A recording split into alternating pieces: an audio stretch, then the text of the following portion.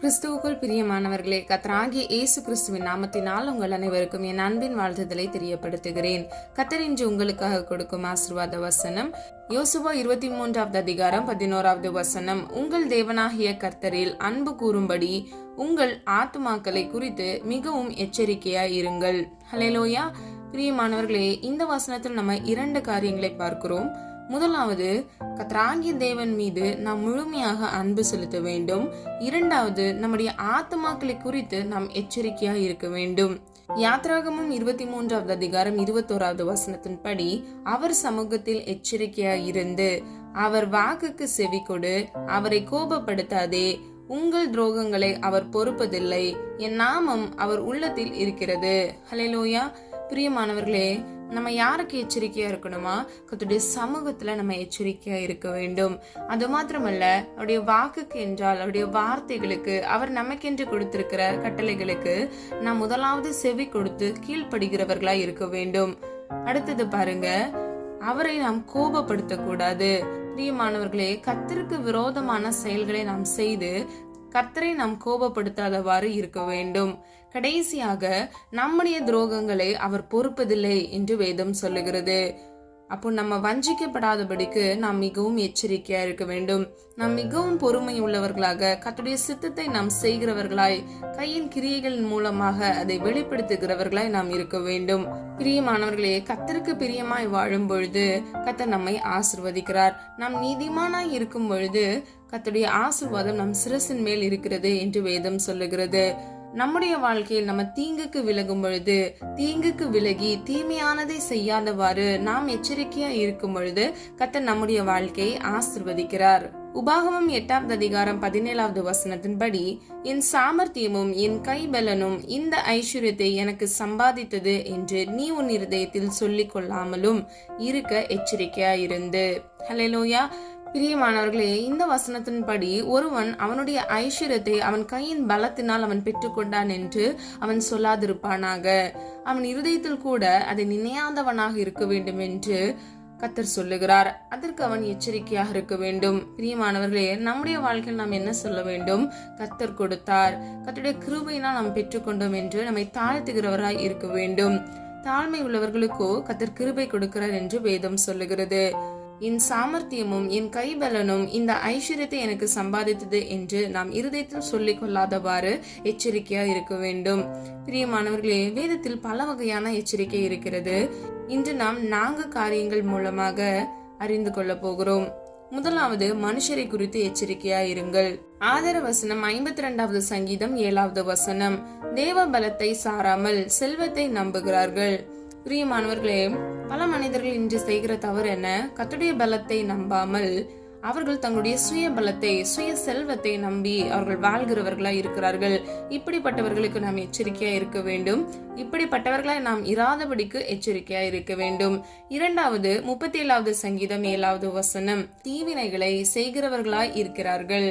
பிரியமானவர்களே, இந்த வசனத்தின்படி மனிதர்கள் தீங்கான காரியங்களை செய்து அதில் தங்கள் ஆத்துமாக்களை நஷ்டப்படுத்துகிறவர்களாய் இருக்கிறார்கள். நம்ம ஆதார வசனம் முன்பே பார்த்தது போல நம்முடைய ஆத்துமாக்களை குறித்து நாம் எச்சரிக்கையா இருக்க வேண்டும். ஹல்லேலூயா.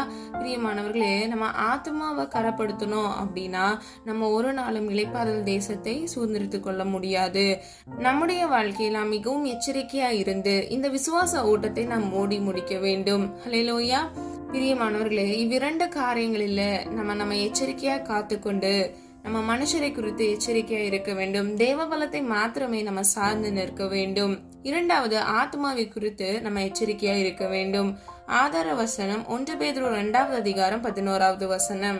ஆத்மாவுக்கு எதிராய் மாம்ச இச்சை போர் செய்கிறது.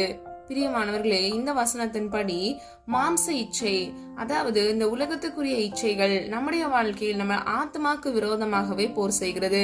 சில பண தேவைகள் நிமித்தமாக, இச்சைகளின் நிமித்தமாக, அவிசுவாசங்கள் நிமித்தமாக நம்முடைய மாம்சத்தை அது இச்சிக்கிறதா இருக்கிறது. சில உணவு காரியங்கள் நிமித்தமாக மாம்ச இச்சை ஆத்மாவுக்கு விரோதமாக போர் செய்கிறது. ஆகவே இந்த காரியங்களுக்கு நம்மை விலக்கி நாம் எச்சரிக்கையாக இருக்க வேண்டும். இரண்டாவது, ரோமர் 2வது அதிகாரம் 9வது வசனம். பொல்லாங்கு செய்யும் ஆத்மாவுக்கு உபத்திரவம் உண்டாகும். பிரியமானவர்களே, பொல்லாங்கு என்றால் என்ன? தீமையான காரியங்களே மனிதர்களுக்கு விரோதமாக செய்கிற ஆத்மாவுக்கு உபத்திரவம் உண்டு என்று வேதம் சொல்லுகிறது. அப்போ நம்முடைய வாழ்க்கையில நம்ம பரிசுத்தத்தை காத்து கொண்டு நன்மையானதை செய்கிறவர்களாய் நம்ம இருக்க வேண்டும். பிதாவின் சித்தத்தில் ஒன்று, தீமைக்கு தீமை செய்யாதவாறு நன்மை செய்யுங்கள் என்று கர்த்தர் சொல்லுகிறார். பிரியமானவர்களே, நம்முடைய வாழ்க்கையில் நம்ம தீமையான காரியங்களை செய்யாதவாறு, பொல்லாப்புக்கு நம்முடைய வாழ்க்கையில் இடம் கொடுக்காதவாறு, நம்முடைய ஆத்மாக்களை நாம் வஞ்சிக்கப்படாதபடிக்கு நம்ம எச்சரிக்கையா இருக்க வேண்டும். மூன்றாவது, வஞ்சிக்கப்படாதபடிக்கு எச்சரிக்கையா இருக்க வேண்டும். ஆதர வசனம் உபாகமம் 11வது அதிகாரம் 16வது வசனம். பிரியமானவர்களே, நம்முடைய இருதயம் வஞ்சிக்கப்படாதபடிக்கு சில மனிதர்களுடைய வார்த்தைகளை கேட்டு நாம் அவர்களை நம்பி நம்முடைய வாழ்க்கை நம்ம ஏமாந்து போகாதபடிக்கு நம்ம மிகவும் எச்சரிக்கையாக இருக்க வேண்டும். சிலர் பாருங்க, நல்லா பேசுவாங்க, ஆனா நம்மளை குறிச்சு அவங்களுக்கு நல்ல ஒப்பீனியனே இருக்காது. ஆனா பின்னாடி போய் வேற மாதிரி பேசுவாங்க. இப்படிப்பட்ட மனிதர்களுக்கு நம்ம எச்சரிக்கையா இருக்க வேண்டும். நம்ம வஞ்சிக்கப்படாதபடிக்கு நம்முடைய ஆத்மாவை நம்ம பாதுகாத்து கொள்ள வேண்டும். இரண்டாவது, 1 தீமோத்தேயு 2வது அதிகாரம் 14வது வசனம். பிசாசினால் வஞ்சிக்கப்படாதபடிக்கு எச்சரிக்கையா இருங்கள். பிரியமானவர்களே, பிசாசானவன் தந்திரமாக சில மனிதர்களுடைய வாழ்க்கையில் உட்பிரவேசித்து அவருடைய வாழ்க்கையை நாசமாக்கி விடுகிறான். பிசாசின் தந்திரங்களுக்கு நாம் வஞ்சிக்கப்படாதபடிக்கு நாம் மிகவும் எச்சரிக்கையாக இருக்க வேண்டும். ஒரு எக்ஸாம்பிள் சொல்றேன். நம்ம பொய் சொல்லாதிருப்பாயாக என்று வேதம் சொல்லுகிறது. ஆனா நம்ம பொய் சொல்றோம் அப்படின்னா பிசாசானவன் நம்முடைய வாழ்க்கையில உட்பிரவேசிப்பதற்கு நாமே வழி வகிக்கிறவர்களா இருக்கிறோம். பிரியமானவர்களே, சத்ருவானவன் சில தவறுகள் நிமித்தமாக தான் ஒரு மனிதனுக்குள் உட்பிரவேசிக்கிறான். இப்படிப்பட்ட காரியங்களுக்கு நம்மை விலக்கி பிசாசானவனின் தந்திரத்திற்கு, அதாவது அவனுடைய வஞ்சிப்புக்கு நாம் விலகி இருக்கிறவர்களாய் நாம் எச்சரிக்கையாய் இருக்க வேண்டும். கடைசியாக, பொருளாசையை குறித்து நாம் எச்சரிக்கையா இருக்க வேண்டும். ஆதார வசனம் 1 கொரிந்தியர் 6வது அதிகாரம் 10வது வசனம். பொருளாசைக்காரர் தேவ ராஜ்யத்தை சுதந்திரிப்பதில்லை. ஹல்லேலூயா. பிரியமானவர்களே, பண ஆசை எல்லா தீமைக்கும் வேறா இருக்கிறது.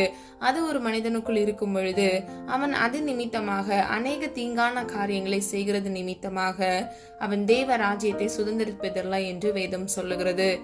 ஆகவே இதற்கு நாம் எச்சரிக்கையாக இருக்க வேண்டும். எந்த சூழ்நிலைகளிலும் நமக்குள் பொருளாசை வராதவாறு நம்முடைய ஜீவனை, அதாவது நம்முடைய ஆத்மாவை நம்ம பாதுகாத்துக் கொள்ள வேண்டும். மார்க் 7வது அதிகாரம் 22வது வசனத்தின்படி இருதயத்திலிருந்து பொருளாசை புறப்பட்டு வருகிறது. யாத்ராகமம் 18வது அதிகாரம் 21வது வசனத்தின்படி பொருளாசையை நாம் வெறுக்க வேண்டும். ஹல்லேலூயா. இந்த வசனங்களின்படி இருதயத்திலிருந்து தான் ஒரு மனிதனுக்குள் பொருளாசை புறப்பட்டு வருகிறது. முதலாவது அவன் கண் அதை பார்க்கும், அதற்கப்புறம் அந்த இருதயம் அதை விரும்பும். எக்ஸாம்பிளுக்கு ஒரு பொருள் எடுத்துக்கோங்களேன். ஒரு காரை பாக்குறாங்க, அப்புறம் தான் என்ன பண்ணுவாங்க, அவங்க இருதயத்துல கார் வாங்கணும், இதே மாதிரி வாங்கணும் அப்படின்னு சொல்லி அவங்களுக்கு ஒரு ஆசை வரும். பிரியமானவர்களே, கார் வாங்குறது தப்பு இல்ல, ஆனா பொருளாசை நமக்குள்ள இருக்க கூடாது.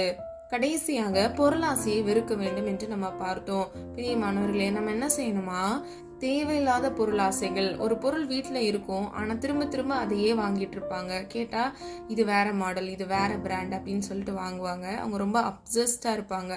அதுல ரொம்ப ஈர்க்கப்பட்டு அதுலயே அவங்களுடைய எண்ணங்கள், சிந்தனைகள் இருக்கும். எப்ப பார்த்தாலும் ஆன்லைன்ல அதை தேடிக்கிட்டே இருப்பாங்க. பிரியமானவர்களே, இந்த பொருளாசைய நம்ம வெறுக்கிறவர்களா இருக்க வேண்டும். பொருளாசைக்காரர் தேவராஜ்யத்தை சுதந்திரிப்பதில்லை என்று வேதம் சொல்லுகிறது. நம்ம எது மேல ஈர்க்கப்படணும்? கர்த்தர் மேல் மாத்திரமே நம்ம ஈர்க்கப்படணும். கர்த்தரை மாத்திரமே நம்ம சார்ந்து இருக்கணும். கர்த்தருடைய சித்தம் செய்யணும். அப்பொழுது கர்த்தர் நம்முடைய வாழ்க்கையை ஆசீர்வதிப்பார். சொல்லப்பட்ட 4 காரியங்களை ஆராய்ந்து பாருங்க. மனுஷரை குறித்து நம்ம எச்சரிக்கையா இருக்க வேண்டும். அது மாத்திரமல்ல, இடரல் உண்டாக்குகிற மனிதர்களிடத்திலிருந்து நீங்கள் விலகி இருக்கிறவர்களா இருக்க வேண்டும். பிரியமானவர்களே, லைஃப் ரொம்ப ஷார்ட். எண்ட் ஆஃப் த டே நீங்க வஞ்சிக்கப்படக்கூடாது. அதனால நீங்க என்ன பண்ணணும், ரொம்ப ஜாக்கிரதை உள்ளவர்களா இருக்க வேண்டும். கர்த்தருடைய சித்தத்தை நீங்கள் செய்ய வேண்டும். கர்த்தர் உங்களுடைய வாழ்க்கையை ஆசீர்வாதமாக மாற்றுவார். தீங்கான காரியங்களை விட்டு கர்த்தர் உங்கள் வாழ்க்கையை அற்புதமாய், அதிசயமாய், நன்மையானது உங்கள் வாழ்க்கையில் கர்த்தர் கட்டளையிடுவார். அதற்கு நீங்க என்ன செய்ய வேண்டுமா, யோசுவா 23வது அதிகாரம் 11வது வசனத்தின்படி உங்கள் தேவனாகிய கர்த்தரில் அன்பு கூறும்படி உங்கள் ஆத்மாக்களை குறித்து மிகவும் எச்சரிக்கையா இருங்கள். ஹல்லேலூயா. பிரியமானவர்களே, பிரதான கட்டளைகள் 2ல் 1, உன் தேவனாகிய கர்த்தரை உன் முழு ஆத்மாவோடு அன்பு கூறுவாயாக. அப்போ நம்ம இந்த வார்த்தைக்கு கீழ்ப்படியும் பொழுது கர்த்தர் நம்மை ஆசீர்வதிக்கிறார். ஹல்லேலூயா. நம்ம எல்லாரும் ஒரு மனதா ஜெபிக்கலாமா? அன்பின் பிதாவே அப்பா, எங்களை உமது கரத்தில் ஒப்பு கொடுக்கிறோம். அறிந்து மறியாமல் செய்த தவறுகளை மன்னிங்கப்பா. நீரின்ற ஆண்டவரே எங்களுக்காக கொடுத்த இந்த வாக்குத்தத்த வசனத்திற்காக நன்றி செலுத்துகிறோம் ஆண்டவரே. அப்பா, நாங்கள் அன்பு செலுத்த வேண்டும். எங்கள் ஆத்துமாக்களை குறித்து நாங்கள் எச்சரிக்கையா இருக்க வேண்டும் ஆண்டவரே. இந்த கடைசி காலத்துல தகப்பனே, கர்த்தருக்கு பிரியமில்லாத காரியங்களை நாங்கள் செய்யாதவாறு கர்த்தர்தாமே அப்பா எங்களை தீமைக்கு விலக்கி நீர் எங்களை பாதுகாத்துக் கொள்ளுங்க. அது மாத்திரம் அல்ல, பொருளாசைக்கு மனிதர்களுக்கு அப்பா நாங்கள் வஞ்சிக்கப்படாதபடிக்கு எங்கள் ஆத்துமாக்களை குறித்து நாங்கள் எச்சரிக்கையா இருக்க இயேசுவின் நாமத்தினால் கிருபை செய்வீராக. அப்பா, இந்த காணொலியை கேட்டுக்கொண்டிருக்கிற ஒவ்வொரு பிள்ளைகளுடைய வாழ்க்கையில ஆண்டவரே அப்பா அற்புதத்தையும் அதிசயத்தையும் இயேசுவின் நாமத்தினால் கட்டளையிடுங்க தகப்பனே. தீங்கொன்றும் அணுகாதபடிக்கு தீமையிலிருந்து பிள்ளைகளை விலக்கி பாதுகாத்துக் கொள்ளுங்கப்பா. பொருளாசை உடைய பிள்ளைகளுடைய வாழ்க்கையில இருக்கக்கூடாது ஆண்டவரே. வீணான சிந்தனைகள் வழி வருகிற பாவங்களை இயேசுவின் நாமத்தில் நம்முடைய பிள்ளைகளை விட்டு அப்பா விலக்கி ஆண்டவரே உம்முடைய பிள்ளைகளை நீர் பாதுகாத்துக் கொள்ளுங்க. அப்பா, உம்மை மாத்திரம் நேசித்து உம்முடைய வழியை பின்பற்றத்தக்க, கற்பனைகளுக்கு கீழ்ப்படியத்தக்க, அந்த வார்த்தையின்படி கிரியை செய்யத்தக்க இயேசுவின் நாமத்தால் கிருபை செய்வீராக. உலகம் அனைத்தையும் ஆதாயப்படுத்தினாலும் உங்கள் ஜீவனை நஷ்டப்படுத்தினால் உனக்கு லாபம் என்ன என்று வேதம் சொல்லுகிறது தகப்பனே. உம்முடைய பிள்ளைகள் அப்பா இந்த உலக வாழ்க்கையில் இருக்கும் பொழுது அப்பா தீங்கான காரியங்களுக்கு, பொல்லாங்குக்கு அவர்கள் வாழ்க்கை இடம் கொடுக்காதபடிக்கு, அவர்கள் ஜீவனை அதாவது அவர்கள் ஆத்துமாக்களை நஷ்டப்படுத்தாதபடிக்கு அப்பா அவர்கள் அதை பாதுகாத்துக் கொள்ள அப்பா இயேசுவின் நாமத்தினால் கிருபை செய்வீராக. ஒவ்வொரு பிள்ளைகளுடைய வாழ்க்கையில இருக்கக்கூடிய அநித்தியமான உமக்கு பிரியமில்லாத காரியங்கள் எல்லாவற்றிலும் இருந்து பிள்ளைகளை விடுவித்து பாவ அடிமைத்தனத்திற்கு அப்பா பிள்ளைகள் அடிமையாக இராதபடிக்கு, பிசாசின் தந்திரங்களுக்கு வஞ்சிக்கப்படாதபடிக்கு இயேசுவின் நாமத்தினால் உடைய பிள்ளைகளை இரத்த கோட்டைக்குள் மூடி மறைத்து இவர்களையும் இவர்கள் குடும்பங்களையும் நீர் பாதுகாத்துக் கொள்ளுங்க தகப்பனே. இந்த காலம் கொடிய காலமாய் இருக்கிறதுனால அப்பா உடைய பிள்ளைகளுடைய ஆத்துமாக்கள் வஞ்சிக்கப்படாதபடிக்கு வேதம் இப்படியாக சொல்லுகிறது, கூடுமானால் தெரிந்து கொள்ளப்பட்டவர்கள் வஞ்சிக்கப்படுவார்கள் என்று. அப்பா, இப்படிப்பட்ட காரியங்களுக்கு உடைய பிள்ளைகள் அப்பா மிகவும் ஜாக்கிரதை உள்ளவர்களாக வஞ்சிக்கப்படாதபடிக்கு அவர்கள் ஆத்துமாக்களை பாதுகாத்து அப்பா இந்த ஆவிக்குரிய ஓட்டத்தை அதாவது விசுவாச ஓட்டத்தை ஓடி முடிக்க இயேசுவின் நாமத்தினால் கிருபை செய்வீராக. ஒவ்வொரு பிள்ளைகளையும் பாதுகாத்துக் கொள்ளுங்க, காத்துக்கொள்ளுங்க. இயேசுவின் இரத்த கோட்டைக்குள் மூடி மறைத்து தீமைக்கு விலக்கி நீர் பாதுகாத்து வழிநடத்த போகிற கிருபைகளுக்காக நன்றி செலுத்துகிறோம். இம்மட்டும் காத்து வழிநடத்தி வந்த தேவனே, இனிவரும் நாட்களில் உடைய பிள்ளைகளை கண்மணி போல பாதுகாத்துக் கொள்ளுங்க. இந்த புதிய நாளை அப்பா கர்த்தருடைய கரத்துல ஒப்பு கொடுக்கிறோம். கர்த்தர் பிள்ளைகளோடு இருந்து ஆண்டவரே அவர்கள் கையின் பிரயாசத்தை ஆசீர்வதிங்க, தேவைகளை சந்திங்க தகப்பனே. இந்த காணொலியை கேட்டுக்கொண்டிருக்கிற உம்முடைய பிள்ளைகளின் தேவைகள் ஒவ்வொன்றையும் இயேசுவின் நாமத்தினால் அப்பா சந்திங்க. கர்ப்பத்தின் கனி இல்லாத பிள்ளைகளுக்கு கர்ப்பத்தின் கனிகளை கொடுங்கப்பா. தீமையை விட்டு விலகி ஆண்டவரே நன்மையை சுகந்திரித்துக் கொள்ள ஒவ்வொரு பிள்ளைகளுக்கும் கிருபை செய்யுங்க தகப்பனே. பாவத்துக்கு அடிமையா இருக்கிற ஒவ்வொரு பிள்ளைகளையும் அப்பா இயேசுவின் நாமத்தினால் நீர் விடுதலையாக்கி அவர்கள் வாழ்க்கையை நீர் நன்மையினாலும் ஆசீர்வாதத்தினாலும் நிரப்புகிறதற்காக நன்றி செலுத்துகிறோம். ஒவ்வொரு பிள்ளைகளையும் இயேசுவின் நாமத்தினால் பேர் பேராய் ஆசீர்வதிக்கும்படியாய் ஜெபிக்கிறோம். அப்பா, ஜெபித்த ஒவ்வொரு ஜெபங்களையும் அப்பா நீர் ஆமென்று மாமென்று பதில் கொடுத்து விட்டதற்காக நன்றி செலுத்துகிறோம். உம்முடைய நாம மாத்திரம் மகிமைப்படுவதாக. எங்களை தாழ்த்துகிறோம், வெறுமையாக்குகிறோம். மீட்பர் இயேசு கிறிஸ்துவின் மூலம் ஜெபிக்கிறோம் ஜீவனுள்ள நல்ல பிதாவே, ஆமீன். கர்த்தராகிய தேவன் தாமே உங்களுடைய வாழ்க்கையை வெளிச்சமாய் மாற்றி உங்கள் முழு இருதயத்தோடு கர்த்தர் மீது நீங்கள் அன்பு கூறும் பொழுது உங்களை ஆசீர்வதித்து பாதுகாப்பாராக. God bless you. பிரியமானவர்களே, இந்த வீடியோ உங்களுக்கு பிடிச்சிருந்துச்சுன்னா லைக் பண்ணுங்க, சப்ஸ்கிரைப் பண்ணுங்க, பெல் ஐகான் கிளிக் பண்ணுங்க.